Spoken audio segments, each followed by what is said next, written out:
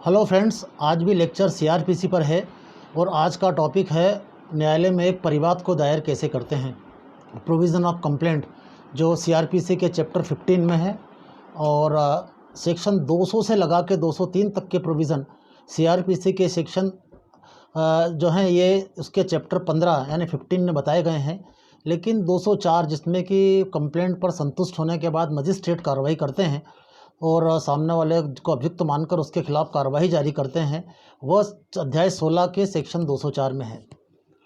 जब भी किसी आदमी के साथ अपराध होता है वो ये उम्मीद करता है कि मेरे मामले को पुलिस एफआईआर के रूप में दर्ज करे, लेकिन प्रायः ऐसा नहीं हो पाता क्योंकि एफआईआर लिखने के लिए भी पुलिस की भी अपनी कुछ लिमिटेशंस हैं। सीआरपीसी में उनके भी हाथ बंधे हुए हैं। जब भी पुलिस को किसी कॉग्निजेबल केस मतलब संज्ञेय अपराध की सूचना मिलती है तो सीआरपीसी के सेक्शन 154 के मुताबिक उन्हें तत्काल एफआईआर दर्ज करनी होती है और दर्ज करने के बाद उस मामले के इन्वेस्टिगेशन को स्टार्ट करना होता है। लेकिन सभी मामले गंभीर किस्म के नहीं होते हैं, अर्थात जो केस कॉग्निजेबल नेचर के नहीं हैं, जैसे कि मामूली झगड़े, कहा सुनी, छोटी मोटी बातें जिनको आप हम रोज़मर्रा फेस करते हैं, ये नॉन कॉग्निजेबल केस हैं। ऐसे मामले में पुलिस सीआरपीसी की धारा 155 का कंप्लायंस करती है और 155 के तहत एक कदम चेक रजिस्टर में वो आपकी कंप्लेंट लिखती है और आपको डायरेक्शन देती है कि आप जाइए इसमें न्यायालय में परिवाद दाखिल कीजिए। या कई बार पुलिस बदमाशी भी करती है कि एक मामला जो कॉग्निजेबल ऑफेंस है इसके बावजूद भी उसको तत्काल रिपोर्ट नहीं लिखती। पुलिस की भूमिका प्रकरण दर्ज करने के मामले में कई बार संदिग्ध भी होती है। यद्यपि सीआरपीसी में एक प्रावधान है कि आप के विरुद्ध अगर कॉग्निजेबल केस हुआ है तो आप उसकी सूचना पुलिस को दें और पुलिस एफआईआर दर्ज नहीं करती है तो इसकी शिकायत आप उसके वरिष्ठ अधिकारियों को कर सकते हैं। यदि वरिष्ठ अधिकारियों को शिकायत करने के पश्चात भी अगर कार्रवाई नहीं होती है तो सीआरपीसी में आपके सामने परिवाद या कंप्लेंट लगाने का प्रावधान भी है, जो सीआरपीसी के सेक्शन 200 से 204 तक के सेक्शंस में है। तो सबसे पहले हमें ये जानना ज़रूरी है कि परिवाद क्या है, परिवाद की परिभाषा क्या है। तो परिवाद मजिस्ट्रेट के समक्ष किए गए कार्यवाही के आशय से ऐसे लिखित या मौखिक कथन है जिससे यह स्पष्ट होता है कि किसी ज्ञात या अज्ञात व्यक्ति ने कार्यवाही की है, अर्थात किसी नोन या अननोन पर्सन ने ऑफेंस किया है और उसके खिलाफ लीगल एक्शन ली जाए, ऐसा लिखते हुए परिवाद दाखिल किया जाता है। और परिवाद के बारे में जो बेसिक ला ये है कि मौखिक या लिखित कथन, आज के दौर में सिर्फ लिखित परिवाद ही पेश होती है। मौखिक कथन के रूप में परिवाद ना के बराबर ही दर्ज होते हैं, लगभग नहीं ही होते हैं, 100% नहीं होते हैं। इसके अलावा सीआरपीसी में आप ये देखेंगे कि परिवाद का कहीं भी कोई प्रोफार्मा प्रेस्क्राइब नहीं है कि परिवाद इस रूप में पेश की जाए, इस तरीके से ड्राफ्ट बनाया जाए। लेकिन एक कॉमन प्रैक्टिस ये है कि फरियादी का नाम, कौन सा अपराध हुआ, किस जगह पर हुआ, कौन कौन साक्षी थे, किस समय पर हुआ, कौन सा थाना लगता है, इत्यादि बातें लिखकर परिवाद प्रस्तुत किया जाता है। नॉर्मली परिवाद उस मजिस्ट्रेट के सामने पेश किया जाता है जो कि जुडिशियल हो, अर्थात न्यायिक मजिस्ट्रेट के सामने ही परिवाद प्रस्तुत किया जाएगा। एग्जीक्यूटिव मजिस्ट्रेट के सामने परिवाद प्रस्तुत नहीं किया जाएगा। सेक्शन 200 के अंतर्गत कुछ अपवाद स्वरूप परिस्थितियाँ सीआरपीसी के अंतर्गत 145 या पब्लिक न्यूसेंस 133 के अंतर्गत कार्रवाई छोड़ दें तो वो भी पुलिस कायम करती है, प्राइवेट पर्सन बहुत कम लगाते हैं। लेकिन जुडिशियल मजिस्ट्रेट के सामने मैक्सिमम परिवाद दाखिल किए जाते हैं। इस तरह से उस न्यायिक मजिस्ट्रेट के सामने परिवाद प्रस्तुत किया जाएगा जो उस थाने पे क्षेत्राधिकारिता रखता हो, जिसके थाना क्षेत्र में अपराध किया गया है लेकिन थाने ने कार्रवाई नहीं की, यह मामला असंज्ञेय प्रकृति का था। इसलिए और जब एक मजिस्ट्रेट को परिवाद प्राप्त होती है तो वो उस धारा 200 के अंतर्गत जो प्रक्रिया अपनाता है और वो 204 तक के प्रोविजंस को फॉलो करता है।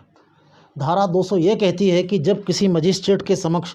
कोई परिवाद आता है तो वह परिवादी और उसके साक्षियों की लिखित रूप से कथन लेगा और उन्हें शपथ दिलाकर कथन लेगा। ऐसे कथन सिंपल नहीं लिखेगा और वो उनके शपथ दिलाकर कथन लेगा, अर्थात कथन न्यायिक कार्रवाई माने जाएंगे। जुडिशियल प्रोसीडिंग के अंतर्गत कथन लिए जाएंगे। लिए गए कथनों को वो स्वयं भी मजिस्ट्रेट भी हस्ताक्षर करेगा और साक्षियों के भी हस्ताक्षर कराएगा। लेकिन दो परिस्थितियाँ ऐसी हैं सेक्शन 200 में जिसमें कि साक्षियों के कथन लेना अनिवार्य नहीं होता। पहला कि जबकि किसी लोक सेवक ने अपने पदीय कर्तव्य को करते हुए किसी अपराध का होना पाया है और उसने स्वयं ने परिवाद पेश किया है, उस स्थिति में, या जहां पर परिवाद न्यायालय ने स्वयं पेश किया है। ये दो कंडीशंस बताई गई हैं। दो कंडीशंस ये बताई गई हैं कि न्यायालय के में भी अपराध होते हैं। मान लीजिए न्यायालय में अपराध जो होते हैं वो इस तरह के होते हैं जैसे किसी ने कोई गलत एफिडेविट दिया, शपथ पर झूठी बात कही, कोई गलत साक्ष्य पेश किया इत्यादि बातों पर न्यायालय भी परिवादी बनकर अपराध की परिवाद दाखिल करता है। लेकिन उस समय न्यायाधीश के कथन कराना या उसमें साक्ष्य लेना अनिवार्य नहीं होता है, उसको ऐसा कैसे ही मान लिया जाता है। इसके अतिरिक्त यदि कोई मजिस्ट्रेट के समक्ष कोई परिवाद धारा 192 सीआरपीसी के प्रावधानों का पालन करके प्रस्तुत की गई हो। सीआरपीसी के धारा 192 में यह प्रावधान है कि जब एक मजिस्ट्रेट के सामने परिवाद प्रस्तुत की गई है, नॉर्मली मुख्य न्यायिक मजिस्ट्रेट के सामने जब परिवाद प्रस्तुत की जाती है तो वह उस पर संज्ञान लेकर उसके जांच या विचारण के लिए किसी अन्य मजिस्ट्रेट को सौंप देता है। उस स्थिति में शपथ पर साक्ष्य लेना अनिवार्य नहीं होता, ना ही फरियादी के साक्ष्यों को प्राथमिक स्तर पर उनके कथन लेना उस न्यायालय के लिए अनिवार्य होता है जिसको कि वो मामला सीआरपीसी की धारा 192 के प्रावधानों का पालन करके भेजा गया।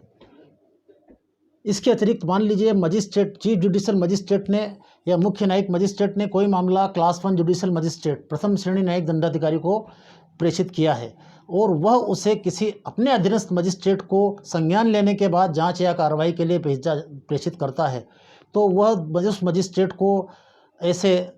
साक्ष्यों का परीक्षण शपथ पर लेना और परिवादी का कथन शपथ पर लेना अनिवार्य नहीं होता, क्योंकि वो ये सब कार्रवाई संज्ञान लेने वाला मजिस्ट्रेट कर चुका होता है। कोई भी प्रथम श्रेणी न्यायिक मजिस्ट्रेट अपने अधीनस्थ मजिस्ट्रेट को कोई भी मामला संज्ञान लेने के बाद जांच या कार्रवाई के लिए जब भी भेजेगा जब वो मुख्य न्यायिक दंडाधिकारी से साधारण या विशेष आदेश प्राप्त कर ले। ये धारा 192 कहती है। अब इसमें ये बातें क्लियर हो गई कि एक मजिस्ट्रेट को जब धारा 200 के अंतर्गत परिवाद मिलने के बाद साक्ष्यों के कथन लेगा, उन पर हस्ताक्षर कराएगा, उनको शपथ दिला के कथन लेगा। लेकिन कभी कभी ऐसी स्थिति भी आती है कि परिवाद को पढ़ने के बाद मजिस्ट्रेट को यह लगता है कि इसमें पुलिस इन्वेस्टिगेशन कराना अनिवार्य है या पुलिस की जांच रिपोर्ट मंगा लेनी चाहिए, तो वह मामला 156(3) सीआरपीसी के तहत, सीआरपीसी की धारा 156 की उपधारा 3 के तहत वह मामला संबंधित थाना क्षेत्र को इन्वेस्टिगेशन के लिए भेज देता है। यहाँ पर यह बात ध्यान देने योग्य है कि 156(3) के अंतर्गत जब कोई मामला मजिस्ट्रेट के द्वारा पुलिस को इन्वेस्टिगेशन के लिए फॉरवर्ड किया जाता है और इन्वेस्टिगेशन के पश्चात पुलिस को ये लगता है कि इसमें वाकई संज्ञेय अपराध बनता है, तो पुलिस उस मामले की एफआईआर दर्ज करके उस मामले के सामने आरोप पत्र दाखिल करेंगे, चार्जशीट दाखिल करेंगे। कभी कभी ऐसी स्थिति भी आती है कि मजिस्ट्रेट के सामने के द्वारा जो 156(3) के तहत इन्वेस्टिगेशन के लिए जो मैटर पुलिस के सामने भेजा जाता है, पुलिस उस पर यह लिख देती कि मामले में कोई अपराध नहीं बनता। तब ये स्थिति परिवादी के सामने उत्पन्न होती है कि अब क्या करें। तो ऐसी स्थिति में परिवादी को अधिकार है कि पुलिस रिपोर्ट को चुनौती देते हुए वो मजिस्ट्रेट के सामने प्रोटेस्ट पिटीशन दायर कर सकता है। इसके अतिरिक्त मजिस्ट्रेट भी पुलिस के द्वारा भेजी गई इस तरह की रिपोर्ट से बंधनकारी नहीं है। वह चाहे तो उसको डिस्क्लोजर रिपोर्ट माने या उसको खात्मा रिपोर्ट माने के बाद भी उस पर संज्ञान लेते हुए परिवादी को अपना एविडेंस पेश करने की पूरी अवसर दे सकता है। ये धारा 200 के अंतर्गत बताया गया है। इसके अतिरिक्त यह है कि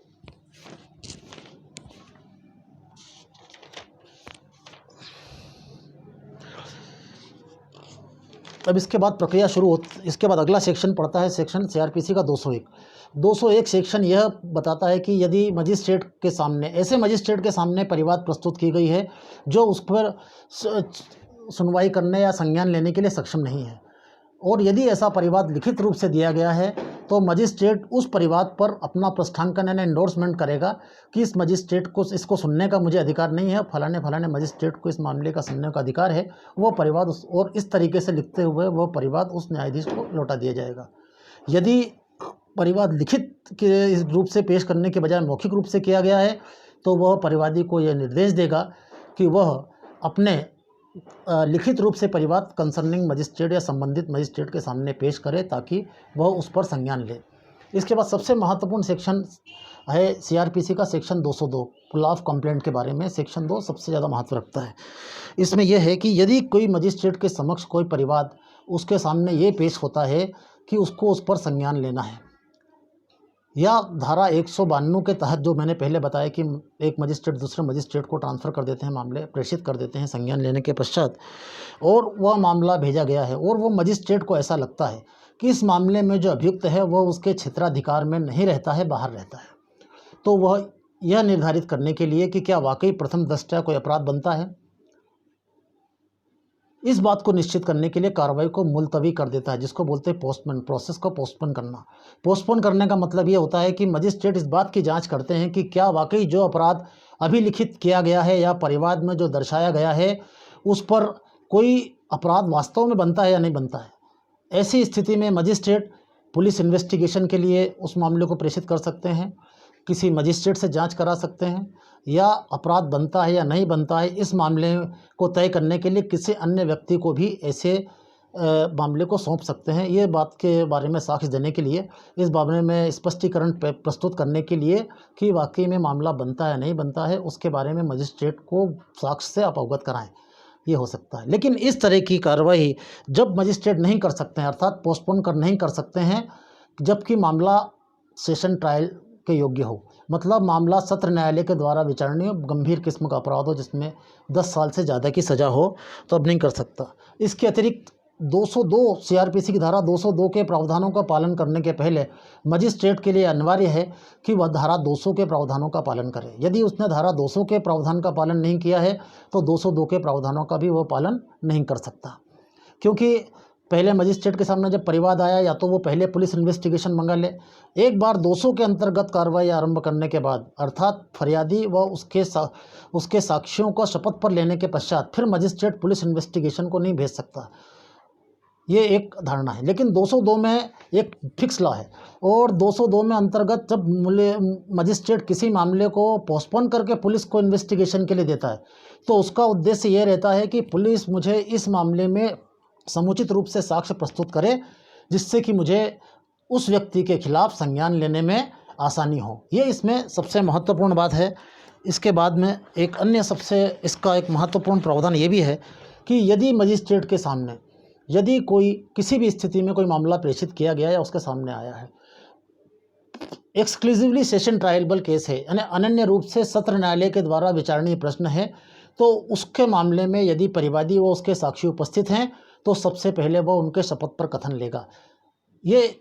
कार्रवाई को पोस्टपोन करने का मतलब ये रहता है कि मजिस्ट्रेट सारे मामले पर अच्छी तरह विचार कर ले कि वास्तव में मामला किसी व्यक्ति के खिलाफ कार्रवाई के लिए पर्याप्त है या नहीं। कार्रवाई से मतलब ये है उसके खिलाफ प्रकरण दर्ज करके उसको एक्यूज्ड के रूप में समन या वारंट जारी करने के लायक है या नहीं है, इसलिए कार्रवाई पोस्टपोन की जाती है। इसके बाद सेक्शन आया 203 सेक्शन में यह बताया गया है कि मजिस्ट्रेट के समक्ष परिवाद आने के बाद वो परिवादी, उसके साक्ष्यों और परिवादी के द्वारा प्रस्तुत सारे साक्ष्य इत्यादि का अवलोकन करने के पश्चात यदि आवश्यकता हो तो मजिस्ट्रेट 202 के अंतर्गत कार्रवाई को पोस्टपोन करने के पश्चात पुलिस रिपोर्ट इत्यादि, पुलिस इन्वेस्टिगेशन से रिपोर्ट इत्यादि या इन्वेस्टिगेशन में कलेक्टेड एविडेंस आने के बाद सारी बातों पर बारीकी से अध्ययन करने के बाद यह पाता है कि कोई भी प्रकरण नहीं बनता तो वह परिवाद को निरस्त कर देगा, और परिवाद निरस्त करते समय जो अपना आदेश लिखेगा उसमें इन सभी कारणों को संक्षिप्त रूप में उल्लेखित करेगा। अब सवाल ये आता है कि क्या एक बार एक परिवाद निरस्त कर दिया गया है सीआरपीसी की धारा 203 के अंतर्गत, मतलब सीआरपीसी की धारा 203 के अंतर्गत परिवाद निरस्त होने के बाद क्या उन्हीं आधारों पर उसी अपराध का उल्लेख करते हुए अभियुक्त व्यक्ति के विरुद्ध परिवाद प्रस्तुत किया जा सकता है या नहीं किया जा सकता? तो उत्तर ये है कि हाँ, किया जा सकता है, लेकिन उसकी कुछ कंडीशंस हैं,